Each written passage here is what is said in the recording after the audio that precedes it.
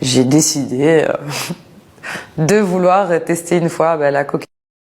Le lendemain, j'en avais déjà envie de nouveau. J'ai repris le week-end d'après, et là, c'était tout le temps, quoi. Moi, j'allais à l'école, j'étais encore sous coke. Toujours plus, encore plus. Ça enlève toute peur. On a super confiance en soi.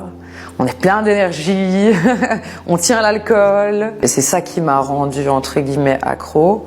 C'est parce qu'il faut savoir que de base, je suis quand même très introvertie et timide. Ça me permettait d'être d'être à mon plein potentiel.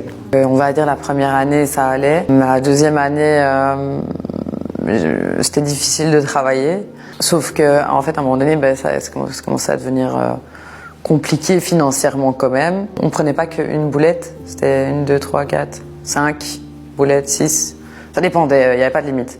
Faut savoir qu'on m'a appelé quand même Tony, quoi. Tony Montana. Parce que je prenais vraiment trop. Par rapport même aux mecs qui prenaient ou quoi. J'étais dans l'abus, quoi. Toujours plus, encore plus. J'ai commencé avec la beuh pour échapper à la réalité, à ma tête, à tout ce qui se passe dans mon cerveau. Après, ouais, on passe au cran supérieur et ça nous permet d'encore plus évader la vie quotidienne, la vie de tous les jours, nos tracas, nos soucis, on n'y pense plus. Un des plus gros effets négatifs de la quand on est en descente, c'est horrible à vivre.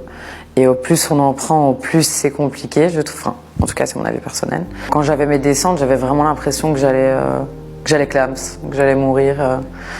J'avais des palpitations, des pensées négatives. C'est vrai qu'on est hyper dans le mal. Je tremblais aussi énormément. Et moi, j'avais vraiment l'impression que j'allais crever, quoi. Je disais souvent à mon compagnon, si je meurs, dis à mes parents que je les aime. Après, on n'a pas une bonne hygiène de vie.